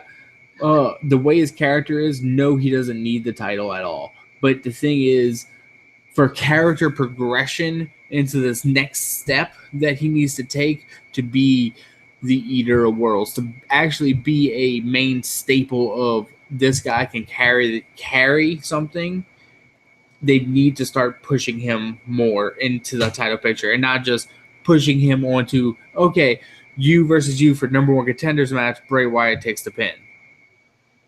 I think, and here's the thing, and this is where, like, characters like Bray Wyatt, characters like The Undertaker, characters like Finn Balor, like all the mythical characters, you can have so much fun with them, and they don't really have to, like, booking them, it doesn't really have to follow any other rules. I think you could book feuds for Bray Wyatt that would main event pay-per-views over the title without involving the title. And I'm not saying that Bray Wyatt doesn't deserve to be champion. Bray Wyatt as champion, I think, could be great depending on how you do it. I think the sight, and again, this is one of those things, maybe I'm on my own on this, I think the sight of Bray Wyatt carrying a title would be awkward, like, visually. Because he's so, like, into himself and into his own little vibe there that, like, you know, I'm a god, you know, those belts are something that people fight over. Like he says to Randy Orton, you're just a man, you know, those belts are something that men fight over. I'm a god, what do I need that for, type thing. I would almost rather see him come out and cut a promo before a pay-per-view where he's going to be the main event, like, say, obviously not him versus Undertaker because we've done that already, but say it was going to be Bray Wyatt versus Brock Lesnar. Right. You know, the titles are puny human things. This is why I go and hunt larger beasts, and this is why I'm more important than the title. And you know what? For 1 month, you piss the fans off, you piss the smart marks off, and you put that over the title match of that particular pay-per-view. You make Bray Wyatt the main event be like over the title. And I wouldn't normally say that, because normally I agree with people that say that the title should main event the show, unless that character's point is that he is above the title. If that's that character's main point, that's the only time I can forgive it being booked that way. Like Cena versus Rock being the main event the first year when it wasn't for a title was weird. It made sense, but right. It was weird. Rock versus Hogan wasn't the main event when I went to WrestleMania 18, and that was also awkward because nobody gave a shit about the title match. It's very strange. It's all, like I say, it's almost like the title and Bray Wyatt wouldn't fit together. But that's not me saying that he's not good enough for it. That's me saying that he's so good that he can skirt around it. Right. And a lot of people, I've had this discussion with a lot of people before. A lot of people don't agree with me, but it's just, yeah. Like, okay, would you picture Bray Wyatt carrying around the Money in the Bank briefcase? No. would you picture Bray Wyatt wearing a King of the Ring crown? Yeah, that definitely wouldn't happen. King Wyatt. Yeah, nope. That ain't happening. The eater of the worlds that I am king of, because I am King Wyatt. And you'd have to do it in the Booker T voice, too. King Wyatt. Yeah, no. Are you going to put the U.S. title on Bray Wyatt? Probably not. Mostly because Bray Wyatt's on SmackDown. Thanks, Guapo. I mean, logic. You popped me on that one, I'm not going to lie. Oh, man. The Miz versus Bray Wyatt for the Intercontinental Championship. And that's the day we saw Miz die. No. Miz and Maurice versus Bray Wyatt and all the Fireflies. Nope. All the nope. Here it is. If it wasn't PG, Bray Wyatt wins the Intercontinental Championship after a Sister Abigail to Maurice. Yep. Bray Wyatt kidnaps Maurice and makes her Sister Abigail in the process of getting Miz's Intercontinental Championship. Sure. Why not? Hashtag book it, Spaz. And then Chris Benoit will come back from the dead. Yeah, that's right. I said the name that shall not be said. Well, you can always get Rey Mysterio back. He's on enough roids. Anyways, moving on. This is the one I left for last. This is the one we have the most to say about. Finn Balor versus Seth Rollins. And number 2 to be hurt and put out of action by Seth Rollins, Finn Balor. Okay, you're jumping the gun for a second. Still. That belt, though. Okay. Can we not? Look. The belt. When I first saw it, it looked like shit. I want to make this 2 separate topics. We're going to talk about the belt first, and then we're going to talk about the crowd, because I think they're 2 very separate topics. Yes. Looking at the belt again the day after, it's not terrible, but they really should have just changed the design. Like, I don't understand why they didn't go with the winged eagle thing. Like, so many people thought they were going to go with. But I get that they're trying to unify the look of the titles, and if that's the direction they're going, I can be kind of okay with it. It really just looks like it's made out of an old lady's purse. Yeah, pretty much. It really does. Like, all the other belts right now I can live with. I think right now, and I said this on my SmackDown review, Intercontinental Championship's at the top right now, but I think the new SmackDown Tag Team titles are the best-looking belts currently in the WWE. Yeah, I agree with you. Because the U.S. title is just a flag. The men's and women's main titles are all just big W's. The original penny belts are the original penny belts. And this thing looks like a fruit roll-up. And it's bad. And it's really bad. And they let them know. I'm back. Slight hiccup. It's fine. We're good. It's fine, all right. Are you drunk again? No. My computer decided to mess something up. It's fine. We're good.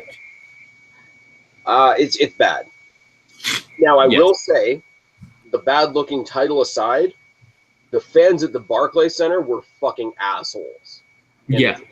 I understand at first maybe chanting that belt sucks and shit like that, but while this match is going on, no. I got it right here. Seth Rollins put out a tweet that I think really just nails it right on the... I mean, yeah, he's biased because he was one of the guys in the match, so I'll give him that. But it says, more important than a title's appearance is what it represents for the men fighting over it. You really let me down tonight, Brooklyn. He's 100% on point. Yes. He's 100% on point. Because... Completely agree.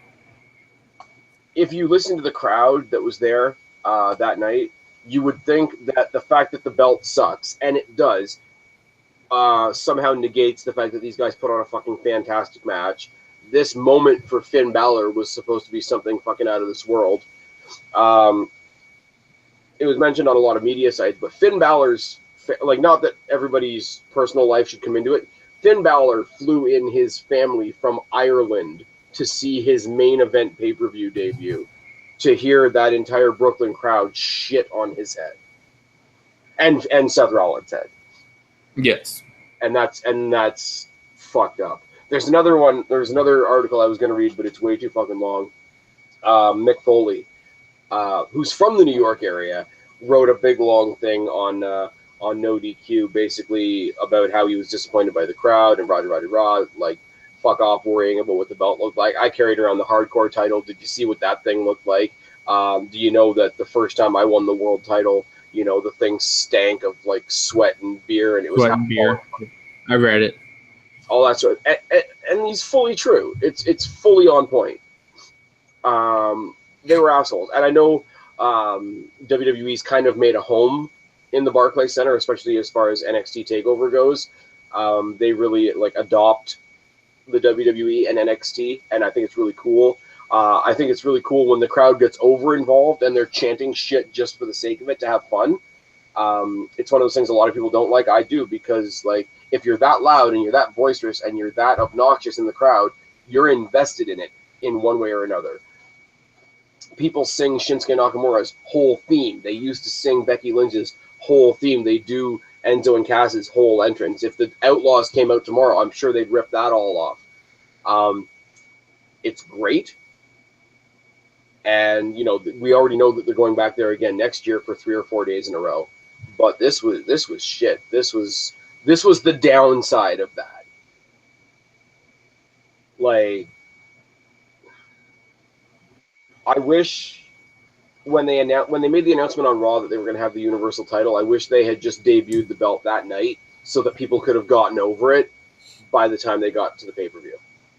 Yeah, like I think that's the big miss on that. They should have debuted it on Raw. Yes, I 100% agree with you, because then you give the people till Sunday to like, okay, that's what we got. That's what we got. But I mean, like, even like I say, like the Barclays Center is becoming like an NXT crowd, and you've got the first ever NXT champion and the longest running NXT champion. The success story of them even being there. Like Summers, like obviously Seth Rollins has already performed at WrestleMania, right? But SummerSlam, they're trying to make the sort of like the second WrestleMania. Here's 6 hours long. Probably the two best products to ever come out of NXT. Like I say, the first NXT champion and the longest reigning NXT champion achieve the highest level on the main roster together, like in cooperation with each other, and it all got flushed away by this crowd. And not to say that sitting at home and making the mistake of checking out what people are saying on Twitter was any better, because people on Twitter were doing the same thing. And I caught myself doing it at the beginning, like, what the fuck is that belt, whatever. But then I turned around and I saw the great fucking match that was happening on my television. Right. And I mean, yeah, like they popped for some stuff and whatever. And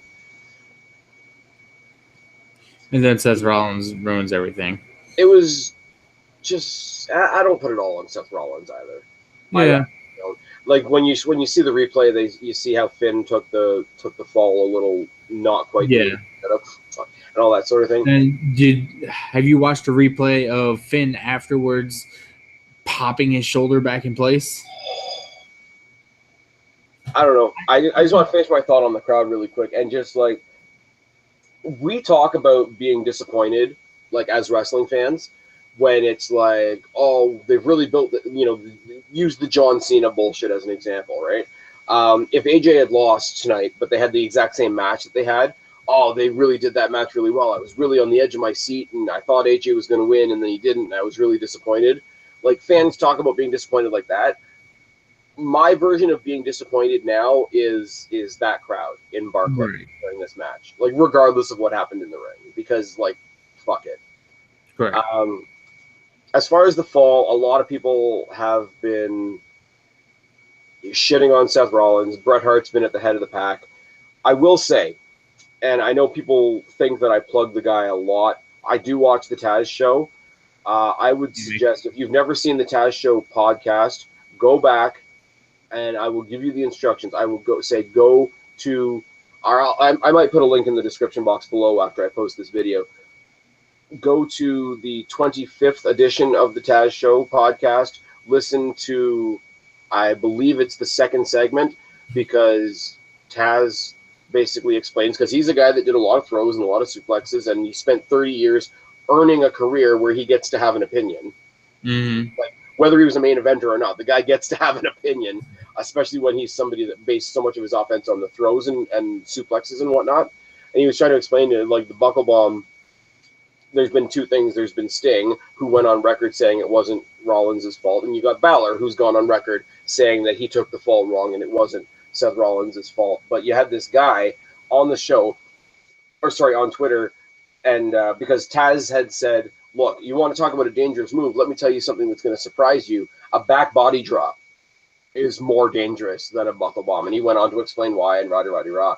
And this guy texted him or tweeted him rather, and it's like, yeah, but Taz, he's taken out two, like, main event superstars, who's ever been taken out by a backdrop? And the guy actually called the guy out, and he was on the show with him, and he ripped this guy super fucking hard.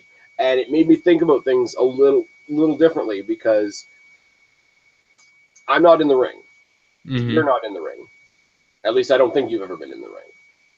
You know, people like myself, Fabe, Kristen, anybody you want. Talk about assholes I don't like. Talk about fucking, like, Alex and Preston, and talk about famous, like, well-known people on here, like Good Mic Work or JD from NY or anybody. Right. None of us have been in the ring. Or the awesome guys over by the Bear Hug It Out podcast. Yes. Who watched us last time we were live and gave us a shout out on Twitter, which was fucking fantastic. None of us have been in the ring. So I'm sorry, like, as much as it is sad to see what happened to Sting, and it's shitty to see what's happening to Balor right now, the fans that are up there talking like they're experts and talking like, oh, well, you shouldn't do this because this is dangerous and rah. And it's like, there's people still out there doing the Canadian Destroyer. There's people out there still doing the Tombstone. There's people out there doing, like, the simplest fucking shit. Like, you can break your wrist doing an Irish whip if you do it wrong. So, like, I don't know Seth Rollins. I'm not going to pretend that I know Seth Rollins. But I got to imagine, like, Finn Balor's debut, here's his big shot. WWE's about to put a rocket on this kid's back. I shouldn't say kid because that's disrespectful. And Seth Rollins does this throw thing. Balor lands wrong and fucks himself up, and he's out for 6 months. How shitty do you think Seth Rollins is feeling sitting at home right now? Seth Rollins feels like shit. Especially when he has to come out the next night as the heel and laugh in his face. Yes. Like, that's...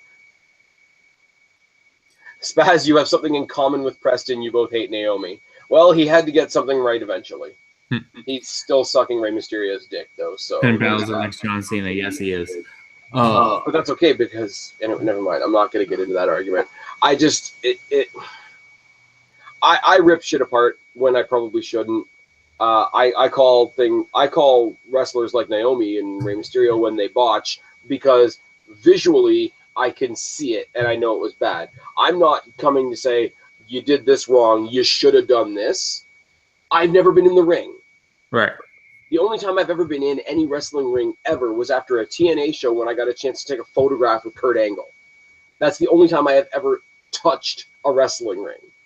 I don't have the right to say it, and I hate to say it, most of you people here on YouTube that are making the definite proclamation statements that Seth Rollins is dangerous, he shouldn't do that, they should outlaw that move, and they should punish Seth Rollins, and Seth Rollins, friggin' Bret Hart going out there on interviews saying Seth Rollins is going to kill somebody if he's not stopped. Fuck off.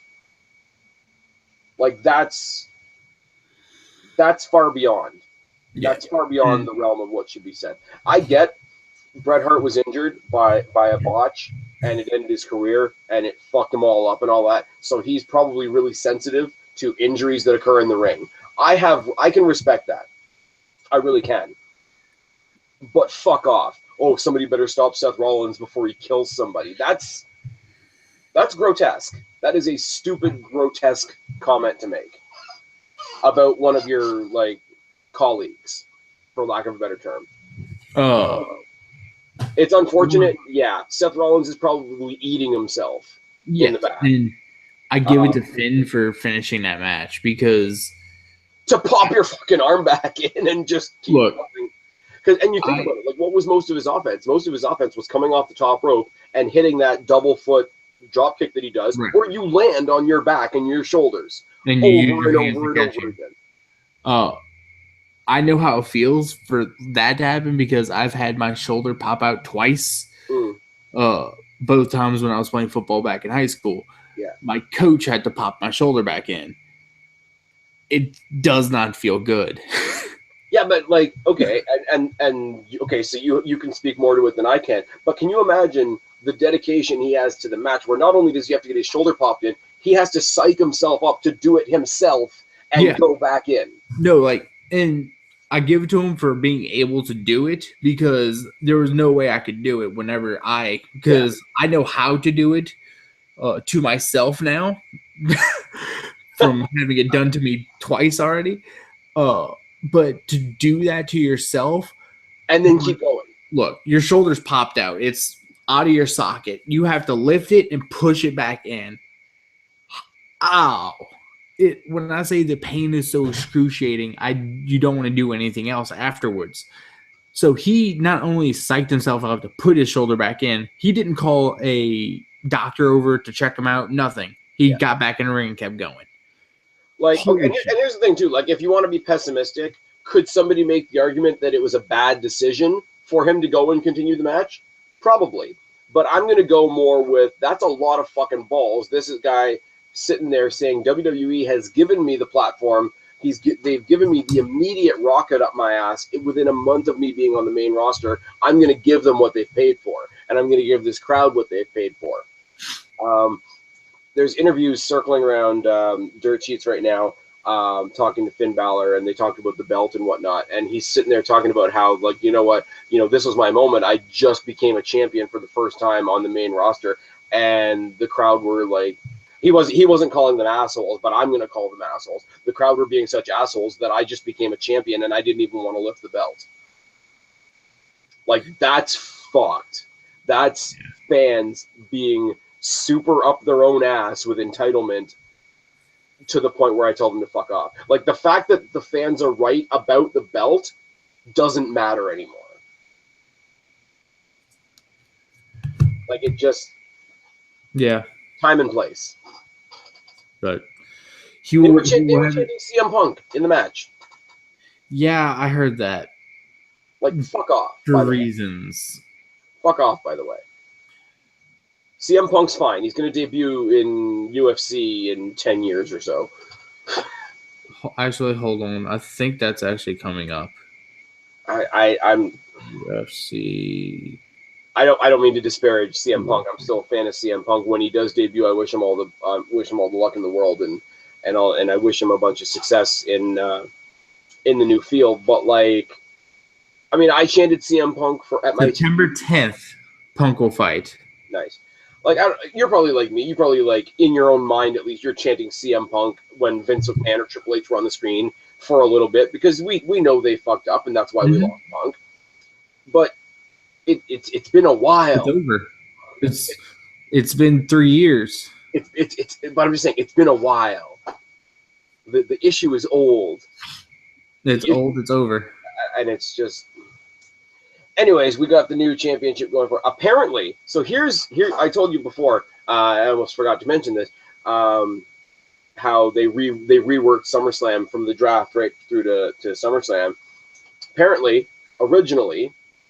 Roman Reigns and Seth Rollins were supposed to fight for the WWE World title on Raw at SummerSlam. Apparently, Dean Ambrose wasn't supposed to be a champion at all.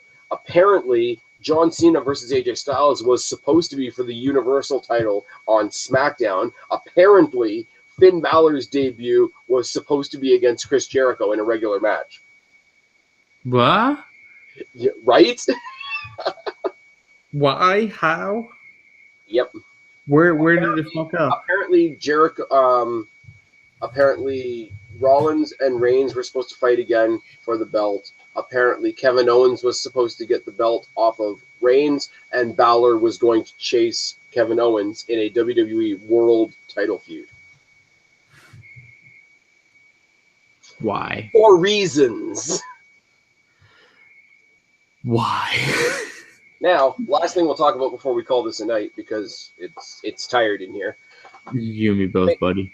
Fatal 4-Way this coming Monday for the vacant, unfortunately, WWE Universal Championship between Seth Rollins, Kevin Owens, Roman Reigns, and Big Cass for reasons.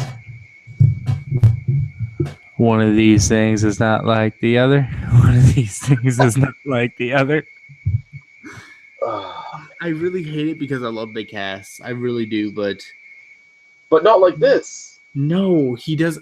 Look, but I love Big Cass. They need to throw both Cass and Enzo back in the title in the tag title picture. Yep, because they're a tag team. Get the tag titles on them first, then start letting them work a little bit with singles. Enzo can do a cruiserweight. Cass can go for the heavyweight. Oh my god! Or universal. If I had a dime every time I picked up a cruiserweight championship in WWE, I would have one dime. I could see Enzo being a pretty freaking good cruiserweight champion. Here's what I want to see. Rollins goes off and does something else after this match. Obviously, Big Cass goes back to his tag team. Those two get laid out early in the match. The match comes down to Owens and Roman.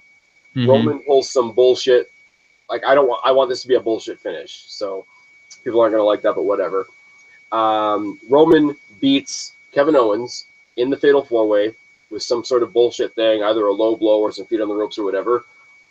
Pissed off, 100% main event Kevin Owens goes to Clash of Champions to take the belt off Roman Reigns there one-on-one in the main event. Okay. Mm-hmm. We've had our fill of Roman versus Rollins. I see you're pissed off Kevin Owens, and I raise you Jericho interferes to fuck up somebody, and Kevin wins it Monday. Only because God promos. Actually, you know what though? But for that so many good promos. For that to work, we're not going to have friggin' Reigns versus Rusev, which I also want to see. Right. So,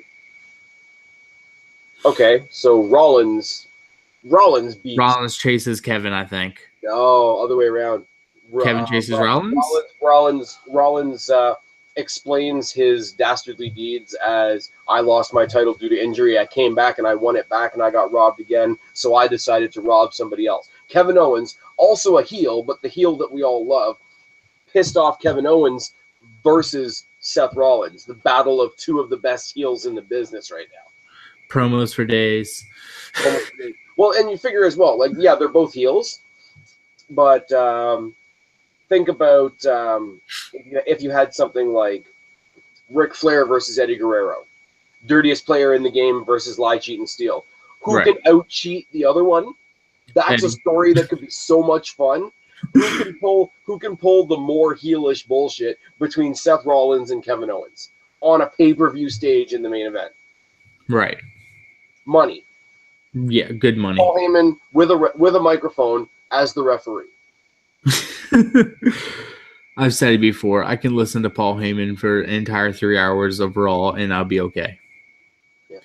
Paul Heyman is the curtain jerker and the main event. Yes. Anyways, I think we've talked the shit out of this SummerSlam hangover. It's been about 2 hours, it looks like. Hey. I don't think there's anything left to talk about other than the fact that I'm tired as fuck and should probably go to bed soon.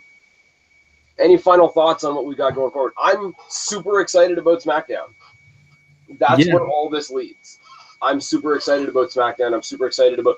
I'm not like just specifically next week, because we're apparently going to see the Headbangers, which is fucking awesome. I'm excited about the SmackDown brand in general. Yes, I'm excited to see where it's going. We came out of the draft. The first Monday Night Raw was fucking phenomenal, and SmackDown fell on its face. Mm-hmm. Raw got too comfortable, and SmackDown picked their game up. Here it is. Here it is. Hashtag Team Blue. Hashtag Team Blue. Yes. That is a thing. Hashtag. Anyways, Guapo, you got to Team Valor. You got to talk for yourself and Kristen because she wasn't able to join us tonight. So tell us where we can find you guys. Well, guys, you can find me on Twitter at Guapo_504. And you can also find me on the Black Cat Feline channel with the Black Cat Feline herself, Kristen, who cannot be here. Sorry, Angry Mark. She went to go to sleep. Good, thank you. Nope. You made a weird man. So, yeah, come on. Feel free to hit me up on Twitter. I will always answer any questions you have. No, Angry Mark, I cannot give you Kristen's number. That's awkward. Maybe. So, yeah, that's about it. You guys know where to find me because this is my channel. Plug in the word Spaz Phoenix into just about any search engine. You will find me. I've been Spaz. He's been Guapo. This has been the 2016 SummerSlam Hangover. Subscribe up there. Talk down there. Start a conversation. Keep all these conversations going. Don't be a stranger. I'll talk to each and every last one of you later. But for right now, me and Guapo are tagging out. Bye, guys. Adios, amigos.